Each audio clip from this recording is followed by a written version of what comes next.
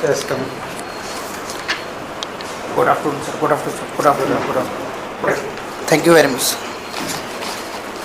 मुस्कान जी कैसे हैं आप? बढ़िया। बढ़िया। तो शरीर में फाइबर और खनिज का क्या इम्पोर्टेंस है? सर बेसिकली जो डाइटरी फाइबर्स होते हैं वो बल्क फॉर्मेशन का काम करते हैं, जो डाइजेशन में जो हेल्प करते हैं और कॉन्स्टिपेशन से प्रिवेंट करते हैं डाइटरी फाइबर्स में।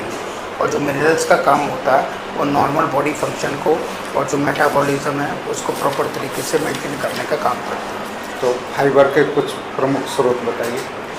डाइटरी फाइबर्स की कुछ प्रमुख सोर्सेज है अपने मिलेट्स हो गया, जिसमें ग्लूटेन फ्री होते हैं और फाइबर रिच होते हैं। ओट्स हो गए जो कि कोलेस्ट्रॉल को कम करते हैं, इसमें बीटा ग्लूकोन होता है, इस तरीके से सर होते हैं। और मेनली चोकर वाले जो वीट होता है, वीट ब्रांड जिसको चोकर बोलते हैं, वो भी डाइटरी फाइबर का असर काम करते हैं। ठीक। अच्छा, अभी राष्ट्रीय खाद्य सुरक्षा मिशन क्या है ये? सर नेशनल सिक्योरिटी मिशन ये 2007 और 2000 थोड़ा सा अपने वैल्यूम और बढ़ाएं, तो बगल में डिस्टर्ब हो रहा है, तो थोड़ा सा वैल्यूम और बढ़ाएं। Sir national security food mission 2007 और 2008 में आया था और ये 11th 5 ईयर प्लान के अंतर्गत आया था।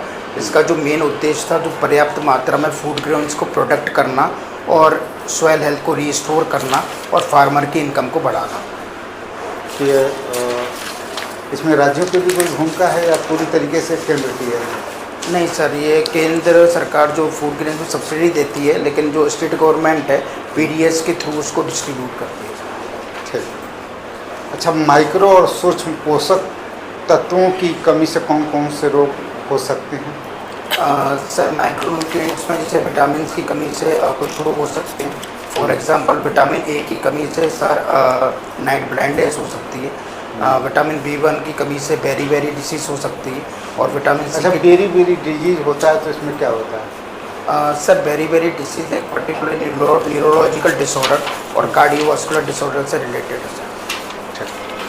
इनकी रोकथाम कैसे संभव है? सर इसमें मेनली ये राइस की प्रोसेसिंग के डिफिशिएंसी कारण होता है। तो पर्याप्त मात्रा में राइस और विटामिन B1 से जो युक्त फूड्स हैं उसको प्रॉपर मात्रा में लेने से इसको सबसाइड हो सकता है। मुस्कान जी, आजकल पैकेजिंग फूड का कल्चर बहुत तेज़ी से डेवलप हो गया है। जी सर। तो पैकेजिंग फूड के लिए कोई मानक है, कोई कानून है इसके लिए? Sir food safety and standard authority of India द्वारा पैकेज फूड से रिलेटेड कुछ मानक बनाए गए हैं। जैसे पैकेजिंग को लेकर पैकेजिंग किस तरह की होनी चाहिए, उसका मटेरियल कौन सा होना चाहिए, उस पर लेबलिंग किस तरह की उसी से होनी चाहिए, जिससे कंज्यूमर अपना इंफॉर्मेशन बढ़ा सके और नॉलेजेबल हो। अच्छा, मध्य प्रदेश की प्रमुख फसलें कौन कौन सी हैं? सर मध्य प्रदेश की प्रमुख फसलें सर वीट हो गया, सोयाबीन हो गया और पल्सेस हो गया sir.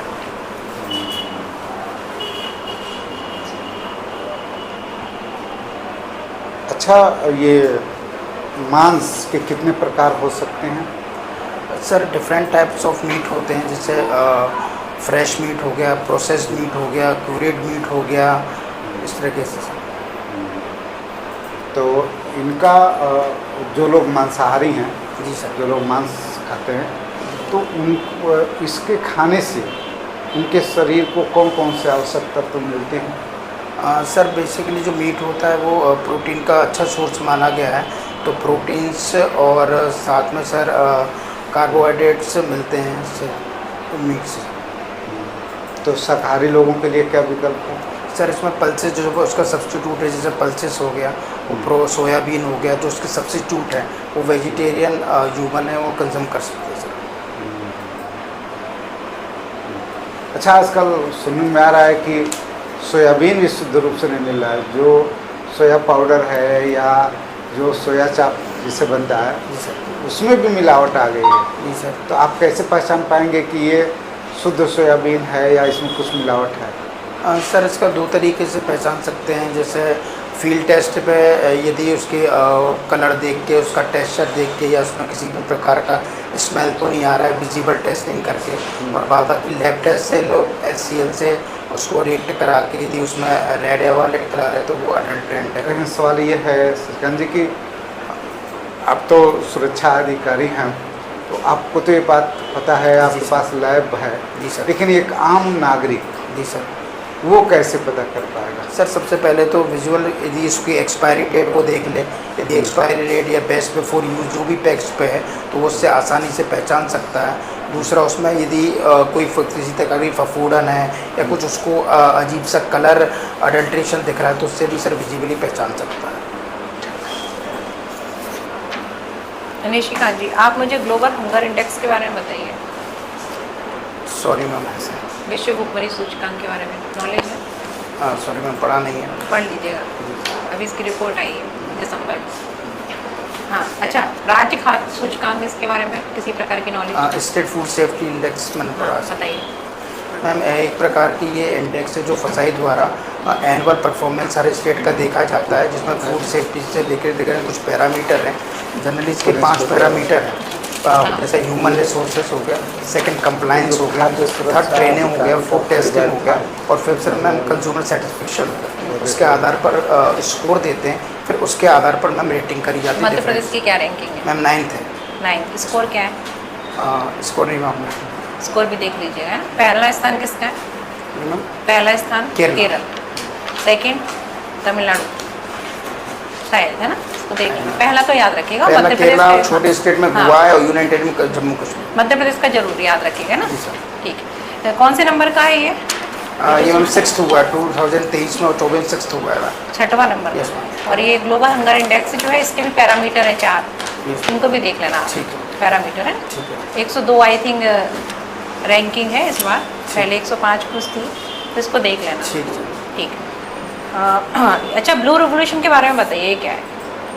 Ma'am blue revolution blue revolution regarding ma'am fishes related है। हाँ। फिशरी इंडस्ट्रीज को बढ़ावा देने के लिए, इसको इंफ्रास्ट्रक्चर डेवलपमेंट करने के लिए और वैल्यू एडिशन बढ़ाने के लिए, ताकि जो फिश इंडस्ट्री है वो एक प्रॉफिट का माध्यम बन सके उस पर्टिकुलर वर्कर से, और एक्सपोर्ट्स के लिए उसमें तरह तरह की वैल्यू एडिशन हो सके। ओके। वाइट रिवोल्यूशन के बारे में सुना है आपने? Yes, ma'am. किससे रिलेटेड है? ये मैम मिल्क से रिलेटेड है। फादर ऑफ वाइट इसको, हाँ, रिवोल्यूशन लाने का डॉक्टर श्रेय वर्गीस किसको दिया? कुरियन, हाँ। वर्गीस कुरियन को कहा जाता है। किस 5 ईयर प्लान के अंतर्गत आया था ये? अ, पंचवर्षीय योजना के अंतर्गत। मैम 1970s में आया था, लेकिन 5 ईयर कौन सी पंचवर्षीय योजना चल रही थी? सॉरी। चलिए, ठीक है। अच्छा, रेड रिवोल्यूशन के बारे में जानकारी है आपको? No ma'am, sorry. रख लीजिएगा, टमाटर और मीट से रिलेटेड है। ठीक है, तो ये कुछ है, जैसे सिल्वर रिवोल्यूशन है, ये क्या है? सिल्वर रिवोल्यूशन क्या है? अंडे से संबंधित है। ठीक है। अच्छा, हमारे यहाँ अभी वर्तमान में अगर बात करें तो दुग्ध की उत्पादकता कितनी है?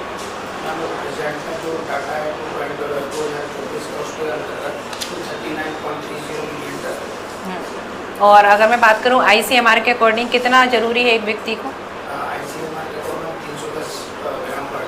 300 के अप्रोक्सीमेट बोल सकते हैं। 310 ग्राम पर डे, और my plate of the day देखें 310 है। 300, ठीक है। अच्छा, जो मीट है उसके लिए कुछ प्रिजर्वेटिव यूज़ किए जाते हैं, यस मैम। तो बताइए क्या क्या यूज़ करते मैम नाइट्रेट और नाइट्रेट मेनली यूज़ करी जाते हैं उसके फ्लेवर को और उसके कलर को एनहांस करने के लिए। हैं? ठीक है। और अगर मैं बात करूँ मिल्क और मिल्क प्रोडक्ट के लिए? मैम प्रिजर्वेटिव में फॉर्मेलिन का ज़्यादा यूज़ करते हैं, 40% किसका? फॉर्मेलिन का। फॉर्मेलिन कितना?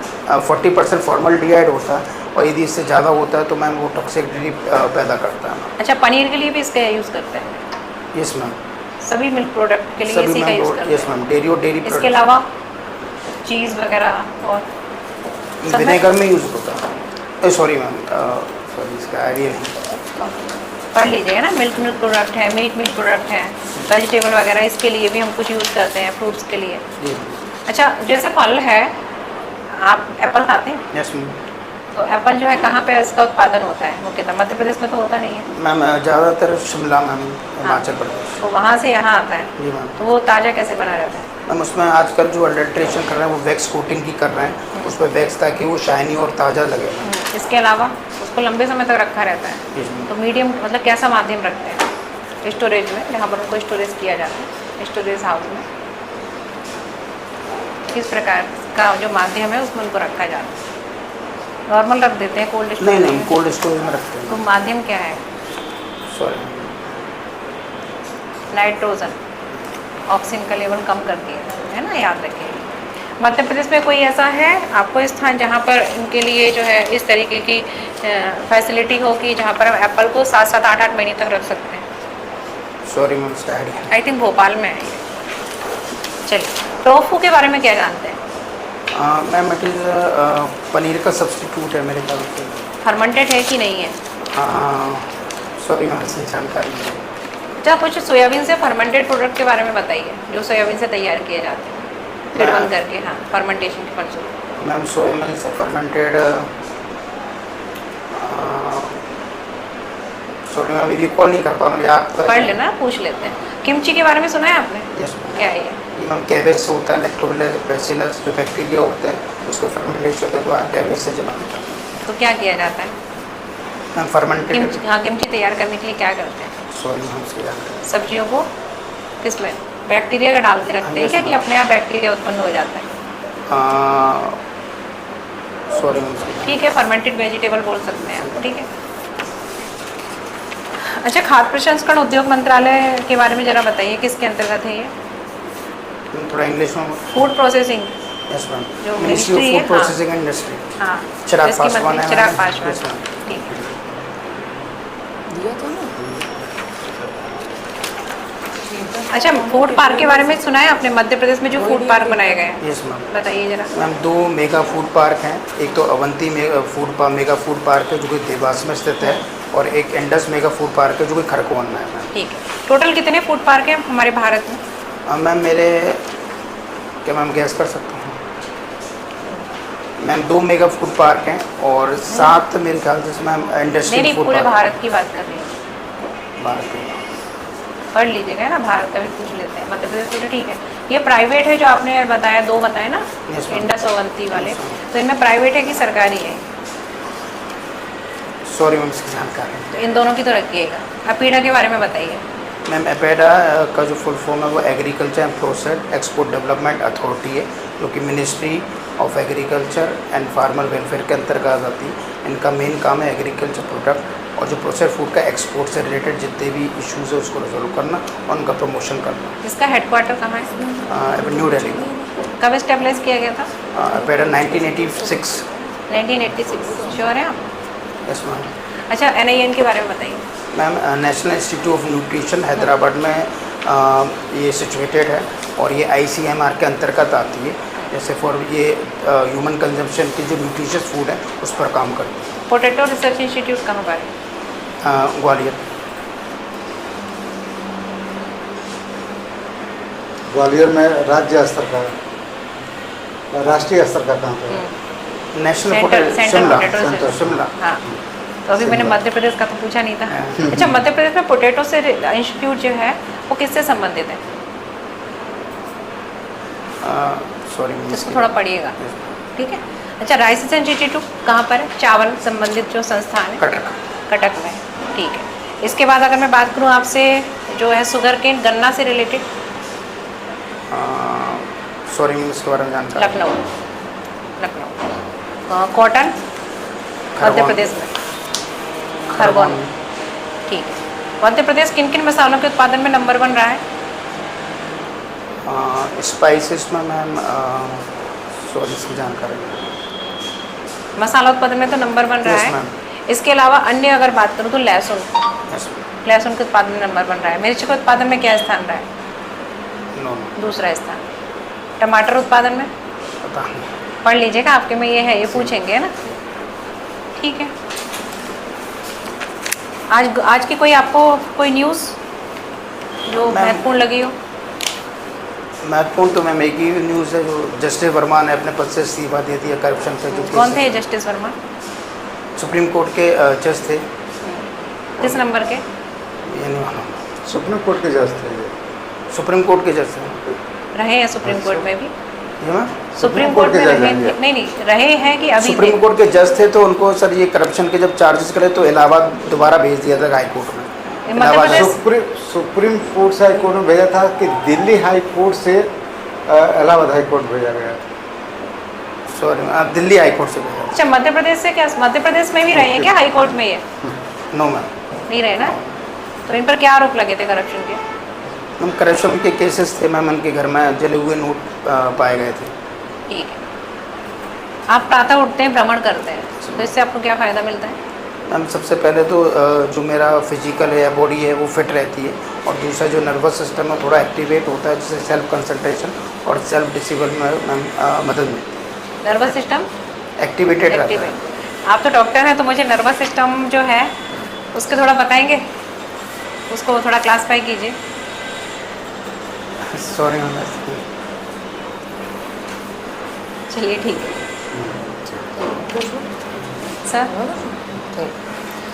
अच्छा निशिकांत जी, आपके जो सब्जेक्ट रहे हैं इंटरमीडिएट में जीव विज्ञान रहा है, राइट? तो जीव विज्ञान में आपको ऐसा क्या टॉपिक सबसे ज़्यादा खास पसंद है? मैम बायोलॉजी में मेरे को मैम ज़्यादातर बॉटनी अच्छा लगता था।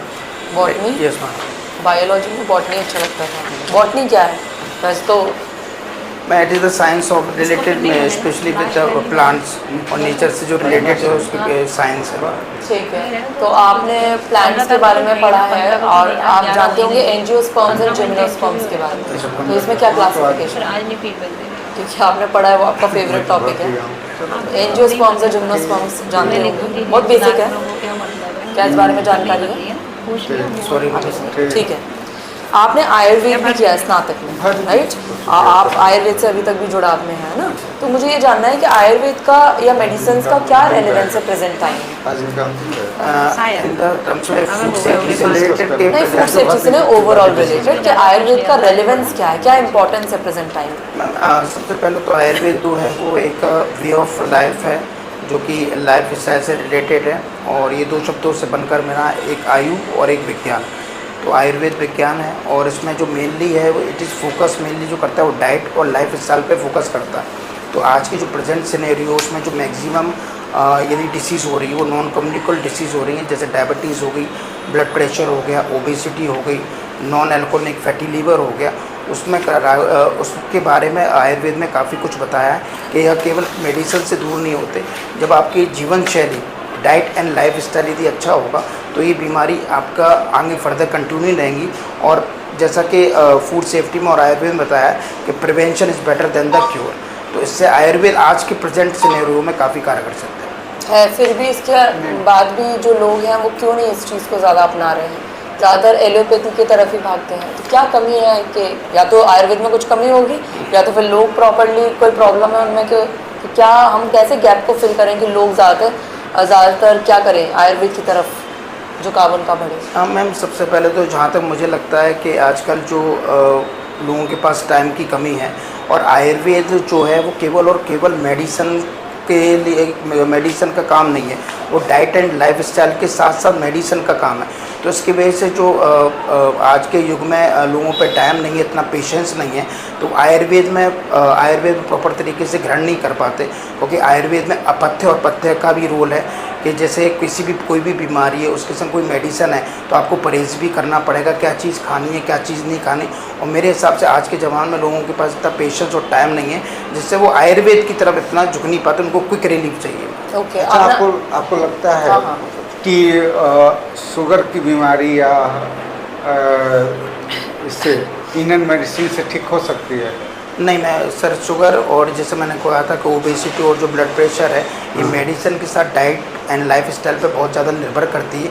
यदि आप मेडिसिन के साथ डाइट एंड लाइफ स्टाइल को आप रेगुलर करेंगे तो शुगर कंट्रोल में आ सकती है, लेकिन प्रॉपर तरीके से उसको सबसाइड नहीं किया जा सकता। तो फिर तो हमें एलोपैथी में जाना ही पड़ता है। सर क्विक रिलीफ के जाना पड़ता है, लेकिन लॉन्ग टर्म के लिए यदि डाइट एंड लाइफ स्टाइल पर अपन फोकस करेंगे तो एलोपैथ दवाइयों का भी मतलब अच्छा, मात्रा नहीं कम। मेटामॉर्फिन की क्या रोल है शुगर में? मेटामॉर्फिन में सर पेनक्रियास को इंड्यूस करके इंसुलिन को जनरेट करता है ज़्यादातर। उसके साथ और क्या क्या सप्लीमेंट्री हो सकते हैं मेटामॉर्फिन के साथ? कोई बात नहीं। अच्छा, तो आप मुझे ये बताइए कि आयुर्वेद जो है इंडियन गवर्नमेंट ने उसके लिए आयुष मिनिस्ट्री बना दी है, तो आयुष मिनिस्ट्री का जो है गठन कब हुआ था? सितंबर 2014। ओके, इसके कार्य क्या है? इसका मेन कार्य जो आयुष है उसको बढ़ावा देना, और जो पब्लिक के लिए प्रॉपर तरीके से जो भी सस्ता और सुचारू इलाज है उसको प्रोवाइड करना। तो आयुष मिनिस्ट्री सिर्फ आयुर्वेद पे ध्यान देती है, बाकी चीज़ों पे भी देती है?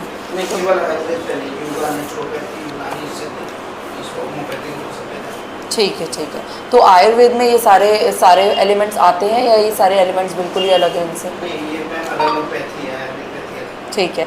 आप मुझे फूड माइक्रोबायोलॉजी के बारे में इनमें बताइए, सबसे ओवरऑल क्या पड़ता है? इसमें सबसे प्राचीन पद्धति कौन सी है? मैम आयुर्वेद। ठीक है, यूनानी से भी प्राचीन है। Yes ma'am. ठीक है।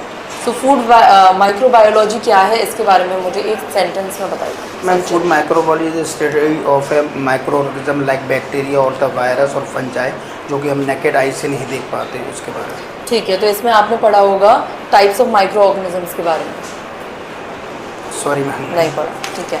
फूड टॉक्सिन्स के बारे में? Yes ma'am. कितने प्रकार के फूड टॉक्सिन्स के नाम बताइए। मैम फूड टॉक्सिन जैसे मैम साल्मोनेला, ई कोलाई, शीजेला हो गया मैम, स्टेफिलोकोकस ऑरिस। इसमें से सबसे ज़्यादा डेंजरस कौन सा है? मैम टॉक्सिक मेडिएटेड इन्फेक्शन होता है शीजेला मैम। तो अगर ये किस प्रकार का इन्फेक्शन कर सकता है, मतलब डेंजरस है लाइफ के लिए, लाइफ टेकिंग है या? Yes ma'am, it is danger because ये टॉक्सिक मेडिएटेड इन्फेक्शन है, जहाँ पर हमें जो टॉक्सिक है वो अंदर ही इंटेस्टाइन के पास ही रिलीज़ करता है। और मैम ये स्टेक जो होता है Sheeza toxic producing E coli. ठीक है, तो आपने ई कोलाई मेंशन किया, ई कोलाई क्या है? मैम ये वाटर कंटामिनेटेड वाटर में पाया जाता है। ठीक है, तो कंटेमिनेटेड वाटर से होने वाले कुछ डिजीजेस के नाम बताइए, कोई 2 मेंशन कीजिए। Ma'am typhoid, cholera, hepatitis A, diarrhoea. Okay okay. So diarrhoea किस किस किस जो बैक्टीरिया या मान लीजिए किस वायरस के कारण, किस भी चीज़ मैं के कारण? ग्रुप ऑफ बैक्टीरिया से होता है, जैसे ई कोला हो गया, साल्मोनेला हो गया। It is a type of basically symptoms ma'am. ठीक अच्छा, है। एक चीज और है, वायरस इंड्यूस्ड कैंसर क्या होता है? सॉरी। वायरस प्रेरित कैंसर बोलते हैं ना, इसलिए क्या है? ठीक है, लास्टली आप मुझे ये बता दीजिए कि जेनेटिकली मॉडिफाइड फूड क्या होता है? मैम जेनेटिक मॉडिफाइड फूड वह फूड होते हैं जो कि जेनेटिक इंजीनियरिंग द्वारा डीएनए को मैनिपुलेट करके या जीन को उसके ट्रेट को मैनिपुलेट करके बनाए जाते हैं। इससे हायर यील्ड मिलती है, पेस्टिसाइड रेसिस्टेंट होते हैं, जेनेटिक मॉडिफाइड। तो ये जो भी बनाए जा रहे हैं, क्या हमेशा ऐसा हो सकता है कि बॉडी के लिए डेंजरस ही हो या फिर उनके कुछ फ़ायदे भी हो सकते हैं? नहीं मैम, इनके बॉडी के चेंजेस होते तभी इंडिया ने इसको अभी तक अप्रूव नहीं करा है। उसके फ्यूचर में क्या क्या साइड इफ़ेक्ट होंगे, क्या एलर्जेंस होगा, क्या होगा, तो अभी तक उसकी पूरी रिसर्च नहीं हो पाई। तो उसको रेगुलेट करने के लिए कोई बॉडी है क्या? मैम एक तो फसाई है, दूसरी GEAC। GEAC के बारे में बताइए, ये कब बना? Sorry ma'am. ठीक है सर। एक चीज़ और पूछनी है कि आपने देखा होगा कोई बच्चे जो हैं, बड़े बच्चे क्या बड़े, हमको भी मैगी बहुत पसंद होती है। Yes ma'am. तो इसका कारण क्या, उसमें ऐसा क्या ऐड किया जाता है कि एक बार खाने के बाद उसकी बार बार इच्छा होती है कि बार बार खाया जाए? मैम उसमें MSG मिलाया जाता है, फ्लेवर एनहांसर। अभी भी मैगी में ऐड किया जा रहा है MSG? नहीं मैम, नेस्ले ने जो क्लेरिफिकेशन दिया है कि उनकी मैगी में वो नहीं है, मोनोसोडियम ग्लूकोमेट नहीं है। Flavor enhancer। तो ये हमारे स्वास्थ्य के लिए हानिप्रद क्यों है? इसमें भी ये परमिशन लिमिट में के यदि हो और तो इसके ऊपर हो तो इससे टॉक्सिक होते हैं डाइजेस्टिव सिस्टम। इसका यूज़ और कहाँ किया जाता है MSG का? मैम मेनली फ्लेवर एनहांसर के रूप में यूज़ करते हैं। किस किस प्रोडक्ट को तैयार करते हैं? Sorry ma'am. ठीक है। निशिकांत जी, जी सर। ग्वालियर के बारे में बताइए कुछ। सर ग्वालियर एक ऐतिहासिक और सांस्कृतिक नगरी है, जिसकी नींव महाराज सूरज सेन ने 18वीं शताब्दी में रखी थी। और यदि मैं ऐतिहासिक 8वीं शताब्दी 8वीं शताब्दी में रखी थी। और यदि मैं ऐतिहासिक तौर पर बात करूं तो यहाँ पर ग्वालियर का किला, जयविलास पैलेस और सूर्य मंदिर है। और यदि सांस्कृतिक परिप्रेक्ष्य में यदि मैं बात करूं तो उसको तानसेन की नगरी और सिटी ऑफ म्यूजिक भी बोला जाता है। कोल्ड चेन मैनेजमेंट क्या है? सर ये टेम्परेचर कंट्रोल सप्लाई चेन है, प्रोडक्शन से लेकर कंजम्पशन तक टेम्परेचर पर कंट्रोल रखकर और जो भी प्रोडक्शन किया जाता है उसको सर कोल्ड चेन बोलते हैं। इसका महत्व क्या है? सर ये पेरिशेबल जो फूड्स होते हैं उनको प्रिवेंट करना और क्वालिटी को इंश्योर करना। अगर हम बात करें HACCP की, यस सर। सुना है आपने? Yes sir. इसके जो 7 सिद्धांत है वो बताइए।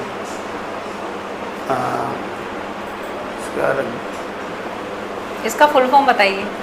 Hazard analysis and critical control point. 7 principle भी पढ़ लीजिएगा, ध्यान हम लिखना। देख लीजिए। अभी हाल ही में जो फसाई है यस सर। उसके द्वारा जो बदलाव किए गए हैं या इनिशिएटिव उठाए गए हैं उनके बारे में बताइए कुछ। सर अभी जो हाल ही में जो बदलाव करा है वो जो पैक्स जो वाटर बोटल्स होती है उस पर जो लोगो होता है इसका ISI का, वो हटा दिया गया है, वो फसाई का लोगो रखने की बात कही गई है सर। इससे क्या बदलाव होंगे? सर उसमें एक्चुअली जो फूड बिजनेस ऑपरेटर हैं उनके लिए कॉम्प्लेक्स हो रहा था कि दूध बॉडी से लाइसेंस लेना, फिर उसका कंप्लायंस करना, तो कहीं ना कहीं कॉम्प्लेक्सिटी को दूर करने के लिए और एक ही इंस्टीट्यूशन के अंडर में रखने से सर उसका इंस्पेक्शन प्रॉपर तरीके से हो पाएगा। और वेट एंड मेजर एक्ट क्या है? सर लीगल मेट्रोलॉजी एक्ट 2009 ये कि एक प्रकार का ही सरकारी प्रणाली है जिसमें सरकार द्वारा माप-तौल के जितने भी उपकरण होते हैं और जो पैक्ड फूड्स होता है उनको कानूनी तौर पर उसकी देखरेख करता है ताकि उपभोक्ता को प्रॉपर मात्रा में जो भी सामान है वो प्रॉपर मिल सके। कब लाया गया था ये? 1 मार्च 2011। निपटेन, इसके बारे में बताइए। National institute of food technology and management and entrepreneurship and management, और सर ये 2 हैं, एक कुंडली में, एक तंजावर चेन्नई। कहाँ पर? कुंडली सोनीपत हरियाणा और तंजावर चेन्नई। कहाँ पर? तंजावर चेन्नई। चेन्नई में? तंजावर चेन्नई में है? चेन्नई श्योर है? चेन्नई है?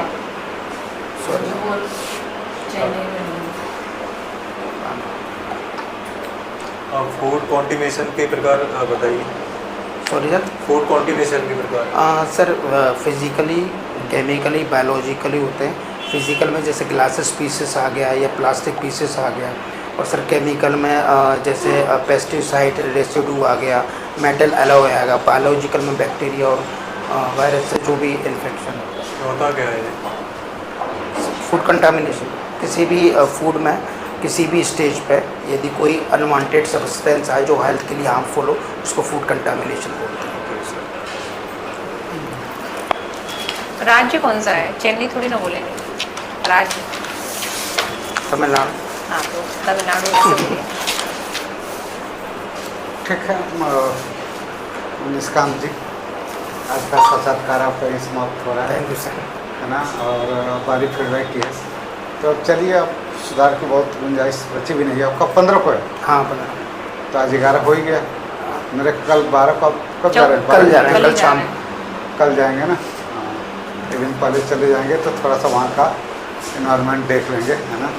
बाकी एक आध से अगर समय रहे तो थोड़ा जाके देख भी लेंगे आपके सामने, और तो भी तो अगले दिन आसान हो जाएगा। फिर जो उम्मीदवार आ रहे हैं जिनका हम लोग इंटरव्यू लेके जनरली इसमें डाला जाता है, उनसे सीधा रूबरू होने का आपको मौका मिलेगा। जी। अगर आपकी कोई जिज्ञासा होगी तो वो भी शांत हो जाएगी, जी।